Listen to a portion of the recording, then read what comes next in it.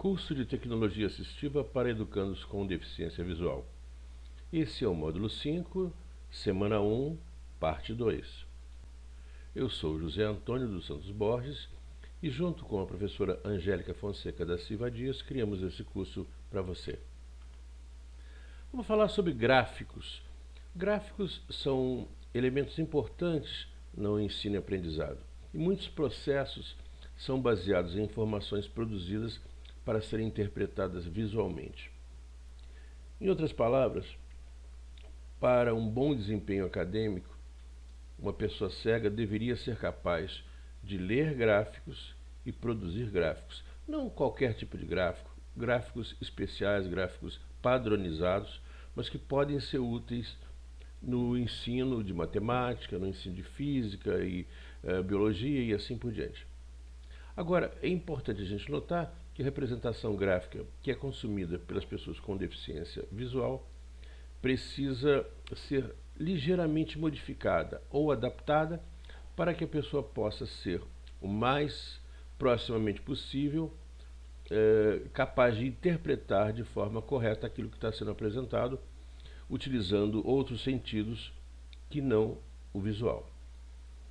Ou seja, a pessoa vai ter que utilizar o tato, vai ter que utilizar de alguma maneira a questão auditiva, se houver necessidade, com uma aproximação a melhor possível daquilo que está sendo representado graficamente. Bom, a gente tem que entender que gráficos para as pessoas cegas não são coisas triviais.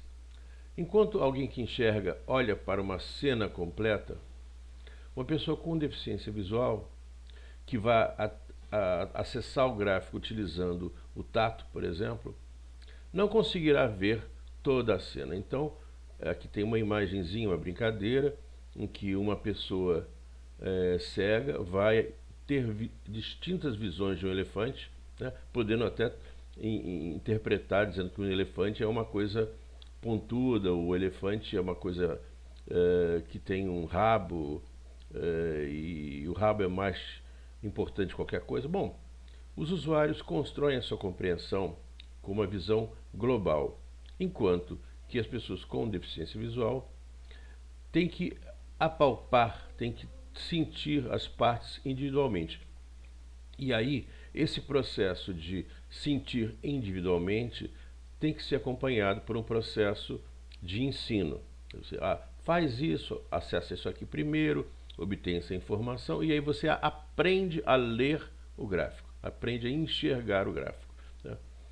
Então, além disso, as pessoas cegas também têm que entender que existem determinados padrões que têm que ser identificados no desenho. Por exemplo, padrões, linhas, texturas, ranhuras, partes mais suaves, partes mais ásperas, tudo isso visando que a compreensão seja a melhor possível. É claro, então, que o gráfico que está sendo produzido tem que ser adaptado para o resultado ser o melhor possível. Qual é o problema, então? Bom, não é exatamente fácil uma pessoa cega ter acesso ao desenho, mas não é impossível. Só que ela precisa ser treinada.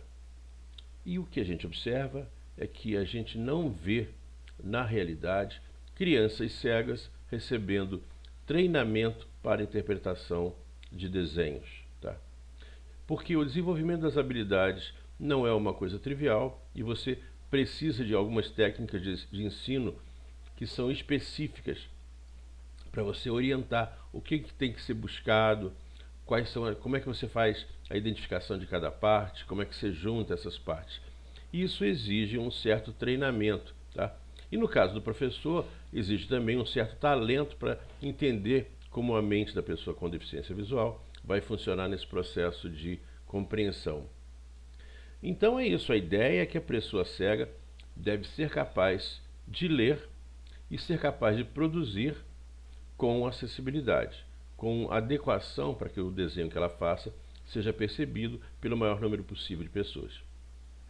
Bom, muitas vezes nós vamos ter um problema adicional, é que o gráfico ele já existe anteriormente né, num livro, num texto, e ele vai precisar ser adaptado, porque o original apresenta questões aí de falta de acessibilidade. Então, a adaptação é quase sempre uma coisa obrigatória quando você trabalha para gerar gráficos que são acessados por pessoas cegas.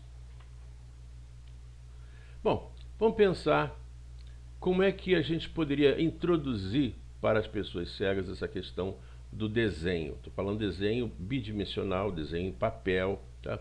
Bom, esse desenho tem que ser produzido de maneira tal que a pessoa passe a mão e esteja em relevo aquilo que ela está querendo apresentar. A maneira mais fácil é você pegar uma tela de mosquiteiro, essas telinhas finas, colocar essa telinha numa prancheta e um papel por cima. E riscar com força. Quando você risca com força, com um lápis, provavelmente um lápis de carpinteiro, um lápis 6B, vai ficar uma marcação por conta dessa base texturada que é a tela de mosquiteiro. Tá? Outra possibilidade é a colagem. Você tem elementos que estão soltos, por exemplo, pedacinhos de arame, pedacinhos de papel, pedacinhos de cartolina ou de feltro e assim por diante, né? Então, você vai colar aquilo ali e aquilo então vai gerar uma imagem elevada, tanto no caso de uma folha de papel ou eventualmente até em folhas específicas para colagem, folha de alumínio, por exemplo. Tá? Se você cria um gráfico desse tipo, tá, você pode utilizar eventualmente um dispositivo de duplicação chamado Thermoform, que vai permitir a você criar várias cópias em acetato dos originais produzidos por esse método. Nós estamos falando aqui sobre gráficos padronizados. Há muitos gráficos que podem ser utilizados de forma simples pelas pessoas com deficiência visual e eles podem ser produzidos através de vários utilitários. Aqui tem, por exemplo, o gráfico de barra, o diagrama de pizza e os gráficos de função. Eles podem ser produzidos ou manualmente, através da tela de mosquiteiro, ou através de um dispositivo com cola, né? fazendo os contornos com cola quente, por exemplo, ou utilizando uma máquina específica. Tá? Em particular, a transcrição hoje em dia quase sempre faz uso de impressoras Braille, tá? Ou de equipamentos específicos para a produção desse relevo. Tá? Aqui nós vemos um software chamado Monet. Tá? E esse software chamado Monet, ele já tem embutido uma série de facilidades para produzir alguns tipos padronizados de gráfico. Por exemplo, aqui um gráfico de barras, em que você nota que cada barra é texturizada de uma maneira diferente, né? E quando impresso a pessoa consegue ler sem maior dificuldade. Então o software é de grande ajuda nesse processo de produção de gráficos quando os gráficos são padronizados. Um caso particular são os diagramas. Por exemplo, o diagrama que mostra como é uma repartição ou uma casa, né? O desenho é produzido utilizando uma ferramenta como um editor de desenhos e depois ela pode ser transferida para uma impressora Braille. Há algumas impressoras Braille, por exemplo, as impressoras da marca Tiger, que tem a habilidade de gerar automaticamente uma cópia do desenho em relevo. Um outro caso aqui, né, em que se utilizou a impressora Braille, né, você repara que os pontinhos do Braille eles estão presentes aqui, só que o desenho, quando é jogado na impressora, ele não fica absolutamente perfeito. É uma boa aproximação e normalmente você precisa de algum tipo de ajuda para que esse gráfico seja lido. Software.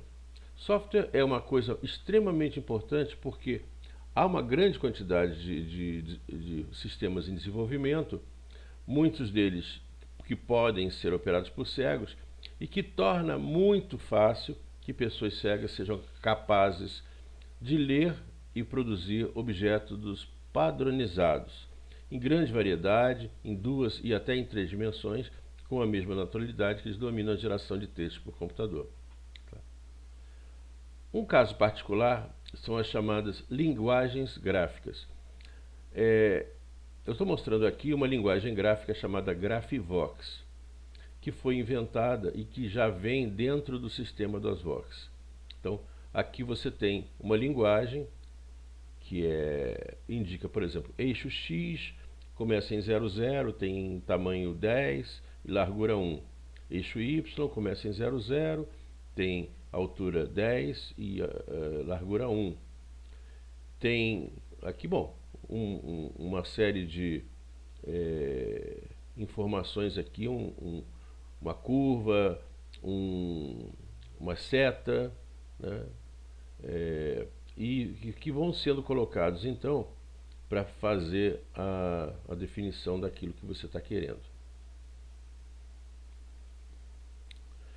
Outra opção, aí já mais sofisticada, é produzir o gráfico utilizando uma linguagem específica. Aqui está sendo utilizada a linguagem Python, junto com uma biblioteca, um pacote de rotina chamado Turtle, né, em que você manda ele andar para frente, andar para trás e riscar com as coisas. Tá?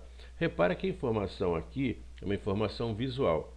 Para ela ser percebida por uma pessoa cega, ela teria que ser jogada num dispositivo, numa impressora Braille, por exemplo, ou num dispositivo de cópia. Bom, com relação a equipamentos, há muitos equipamentos que podem produzir informações na forma tateável. Tá? A primeira é a impressora Braille. Algumas impressoras Braille têm inclusive um modo de funcionamento com pontinhos de tamanho minúsculo, de tal maneira que quando for feito o desenho, esses pontinhos vão ser sentidos com menos intensidade do que numa impressora convencional.